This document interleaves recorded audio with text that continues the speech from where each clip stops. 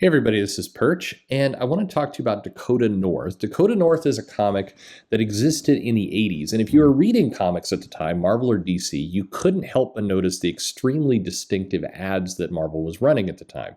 They were very different, and perhaps unintentionally, the comic was trying to convey a fashion show meets spy thriller kind of PI feel. And it just everything from the very distinctive artwork from Tony Salmons. It looked very different. It felt different. It felt like a different type of comic on the stands.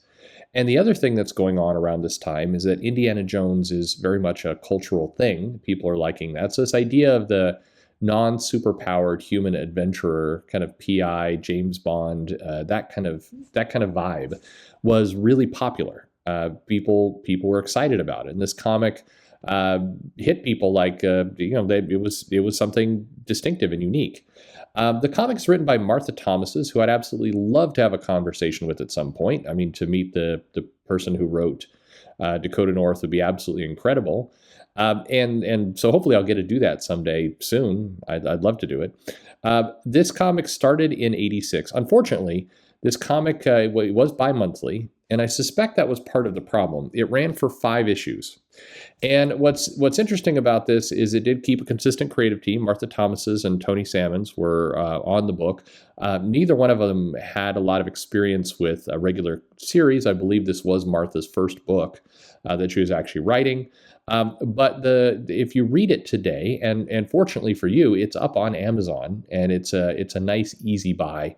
5 issues, 1 team, good story, and especially if you're a fan of like a lot of the Ed Brubaker stuff today, and kind of that genre of spy thriller or kind of gritty PI. But the gritty is not exactly the right word to use, and I'll explain why in a moment. This is a good buy for you. It's fun. It's very much a time capsule of a comic. It will remind you of the 80s. It feels like the 80s. It definitely, from the style to some of the dialogue to some of the everything else, it's a great time capsule comic. A lot of people, as I mentioned, especially today, haven't heard of it. But the irksome thing to me, and on the screen, we're just kind of showing you a number of panels through this series. You can kind of see, get a flavor of the book. Marvel sets out to make Jessica Jones in the 2000s, as Brian Michael Bendis put that together. And I remember at the time thinking this was another example of, why are we making a new character when you already have a really cool existing character that's operated independently in Marvel for quite some time? The interesting pitch with Jessica Jones is they really wanted to make this strong, independent woman, somebody who could stand on her own 2 feet and didn't need help. And I remember it's the little things that irk me. And if you guys have listened to the show by now, you all know that this is the kind of stuff that always gets under my skin.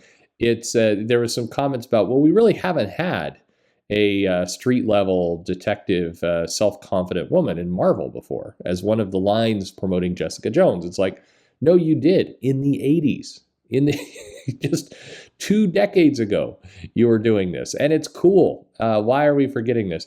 Unfortunately, and then we'll get back to the original series, Dakota North has not shown up much since this time period, since this 5-issue run. She did show up briefly in Power Pack at the time, and the Punisher was involved, and that was kind of a crazy little Power Pack issue. And then later, Christopher Priest used her in Black Panther. There's a good bit of a story there. And I think there were some other places where she appeared, I think briefly in the Avengers, and then a lot in Daredevil. So the 1998 run of Daredevil used her heavily, but it wasn't great usage. She was basically having an affair with, this was much later, having an affair with Matt, and he was married at the time, and it kind of took some of the charm of that character away in her more recent uses. Later, she got used during one of the mini Captain Marvel relaunches as a friend to Carol, when Carol couldn't fly for some reason. She had a brain cloud, and Dakota North is teaching her how to fly. But forgetting about all that, you go back to the original series. This book has the feel, as I mentioned, of kind of a James Bond type. But it's light and airy, and I mean that in a positive way. It didn't have a lot of the as I mentioned before, the grittiness, the heaviness of the Jessica Jones book, which is also fine, by the way. I'm not dissing Jessica Jones. I'm more irked by the fact that that we seem to erase great accomplishments we have in the past. Not that the stuff in the future exists. I think we should remember some of those cool things that were done once upon a time. But it was also tonally, it was much more of a globe-trotting type adventure. That was the feeling it conveyed. It was lighter from that standpoint. You didn't have the kind of trauma being explored that they did for Jessica Jones. It was the backdrop was kind of the world of fashion and beauty, which was kind of the whole style at the time. It's why it definitely feels like an '80s kind of comic. And and she was, she was very capable as a character. She was very confident in what she could do, and it was nice. There was little bits of humor in there, and there was some, shady deals and kind of different corporate shenanigans going on. Some mild romance. You could argue that it had kind of a moonlighting feel at times, but I would say that's more because of the time than anything else. Moonlighting was being set in the '80s. This being set in the '80s, there is that kind of crossover, but as a comic, it really benefited from being distinctive in how it looked. And I think a lot of credit goes to Tony Salmons for doing some pretty cool stuff. It definitely, if you pick it up and you look at it, you can say, yeah, this looks like an '80s book. But it also looked like a different '80s book. There was a lot of real New York landmarks that were used. There's a bit in the Guggenheim. There's some stuff in Paris and Venice, and you actually get the feeling like some research were done about these places because they look accurate. They look correct. Tony Salmons, who's had, I think, pretty mixed reviews over the years by people who read comics. I think he's doing a killer job in this. He really, there's a lot of emotion conveyed, a lot of things that are going on. Martha Thomas's there's a lot of action that goes on in the comic. A lot of things happen, and I think Salmons does a great job of trying to convey that and kind of move things along in a pretty nifty way. This comic avoids superheroes. We don't see any of the other Marvel characters, and I suspect that's part of why it only lasted to 5 issues. As I mentioned, it was bi-monthly, and I think that killed a little bit of the momentum. If you read this comic, especially if you read it in trade, you'll notice it's just a very fast-paced, it moves along very quickly. And as a result, when a comic moves along quickly and then you have 2 months before you get to the next comic and then it moves along quickly again, I suspect at the time that probably hurt the sales a bit.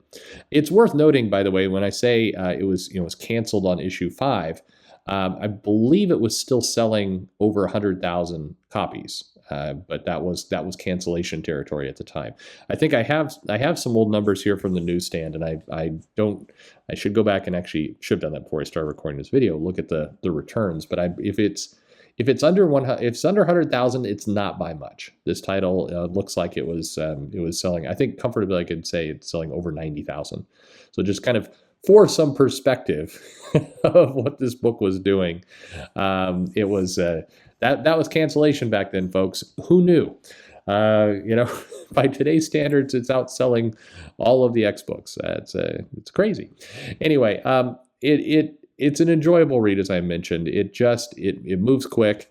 The characters are pretty detailed. There's a lot of different pieces in the supporting cast introduced. A lot of material to work with, and a whole little universe is getting built here.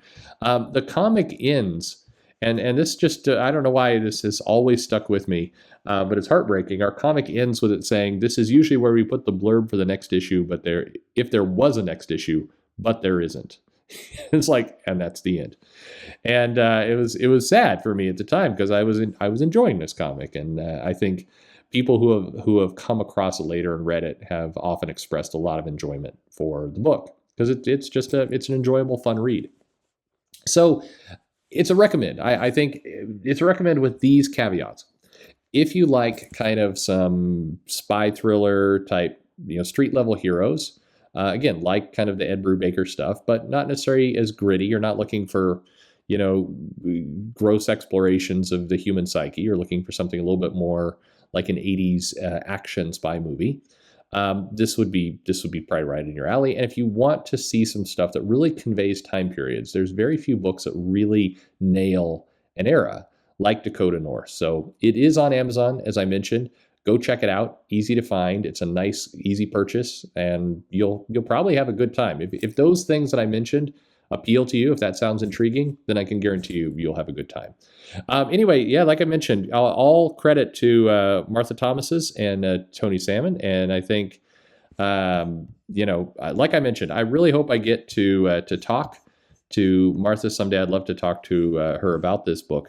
Hey, it just so happens that the very next video you're going to get is an interview with Martha Thomas's with Joe and I. How about that? You wish and it just happens. Check that out in a little bit. We're talking with Martha Thomas's, which is going to talk about Dakota North and also her time doing PR at DC when you had the death of Superman going on and the engagement of Lois and Clark. And you're in for some great stories, some definite behind the scenes stuff. If you're interested in that aspect of the comic business, you're gonna have a great time. And it's also just really cool to talk to somebody who was writing a comic in the 80s for Marvel, that I think's really awesome and remembered well. So hey, if you remember this comic, let me know in the comments below. Like and subscribe, and thanks for listening.